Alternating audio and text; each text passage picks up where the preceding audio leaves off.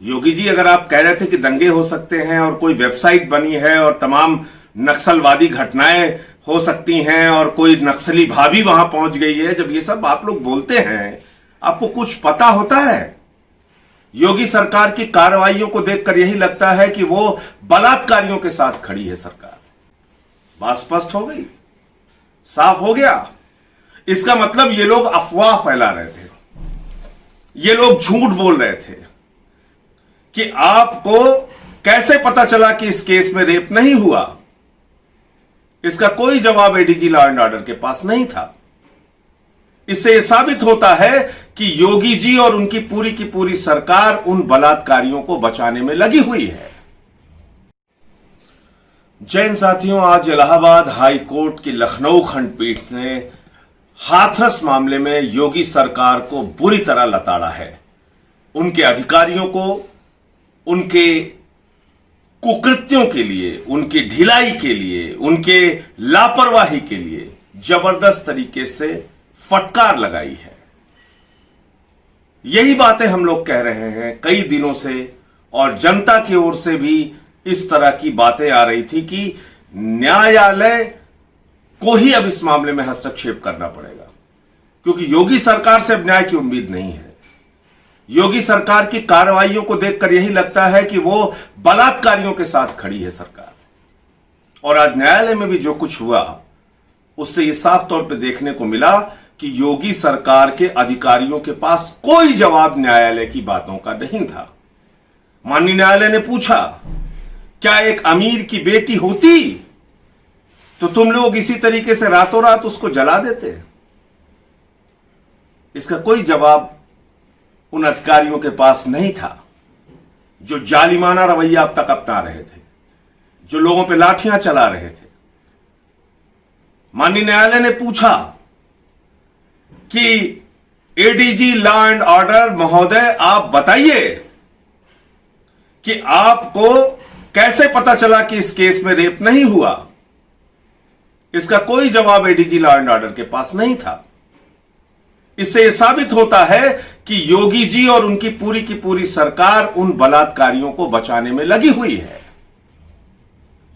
एक झूठ प्रचारित करने की कोशिश की गई थी बीच में, आपको याद होगा, कि विपक्ष दंगा भड़काना चाहता है, कोई वेबसाइट बनी हुई है, नफरत फैलाना चाहते हैं लोग, जाति और धार्मिक हिंसा कराना चाहते हैं, पता नहीं क्या क्या मनगढ़ंत बातें कही गई थी।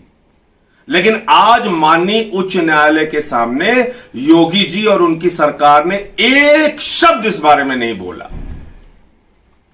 बात स्पष्ट हो गई, साफ हो गया। इसका मतलब ये लोग अफवाह फैला रहे थे, ये लोग झूठ बोल रहे थे, ये लोग मामले को भटकाना चाह रहे थे और बलात्कारियों का साथ दे रहे थे। इसलिए इन्होंने एक नई थ्योरी पेश की थी मीडिया के माध्यम से और अपने कुछ अधिकारियों के माध्यम से कि दंगे हो सकते हैं, जाति हिंसा हो सकती है, और खुद योगी जी ने बयान दिया। योगी जी, अगर आप कह रहे थे कि दंगे हो सकते हैं और कोई वेबसाइट बनी है और तमाम नक्सलवादी घटनाएं हो सकती हैं और कोई नक्सली भाभी वहां पहुंच गई है, जब ये सब आप लोग बोलते हैं, आपको कुछ पता होता है? आप किसी के बारे में कुछ भी बोल देते हैं। कोई एक प्रमाण आप माननीय उच्च न्यायालय के सामने रख पाए आज? क्यों छुपाया न्यायालय से? अगर आपकी बात में सच्चाई है, इसका मतलब आप लोग झूठे हैं और ये दंगे और जातीय हिंसा की बात सिर्फ आप कर रहे हैं उन बलात्कारियों को बचाने के लिए और मामले को अलग दिशा देने के लिए, भटकाने के लिए। मैं फिर से एक बार हर एक इंसान से, जिसके दिल में इंसानियत है, मानवता है, न्याय के लिए आस्था है, कृपा करके हाथरस की गुड़िया के लिए आवाज उठाइए। वरना ये जुल्मी सरकार, ये योगी की सरकार और उसके ये भ्रष्ट अधिकारी, ये इस गुड़िया को और उसके परिवार को न्याय नहीं लेने देंगे। ऐसा सुनने में आया है कि परिवार ने सुरक्षा की बात कही है, परिवार ने इस केस को दूसरे राज्य में चलाने की बात कही है, परिवार ने इसमें मनगढ़ंत कहानियां न बनाई जाएं, इसकी बात कही है और किस तरीके से उनको समय समय पे धमकाया गया प्रशासन के द्वारा, इसका भी माननीय न्यायालय के सामने उन्होंने बयान किया है। तो इसलिए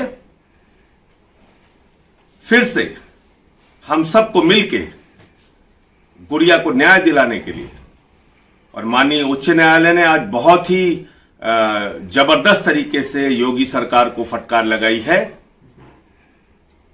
ये इस बात को दर्शाता है कि न्यायालय भी योगी सरकार की असलियत को समझ रहा है, योगी सरकार के अफसरों की मंशा को समझ रहा है और योगी सरकार उन बलात्कारियों के पक्ष में खड़ी है, उनको बचाना चाहती है, इस बात को समझ रहा है। और लाश को किस तरीके से आनन फानन में पेट्रोल छिड़क के जला दिया गया, सबूत मिटाने का प्रयास किया गया, इस बात को भी समझ रहा है। और रेप नहीं हुआ ये कहना बगैर जांच पूरी हुई, इस पे भी माननीय उच्च न्यायालय ने उनकी मंशा पर बड़ा सवाल खड़ा किया है।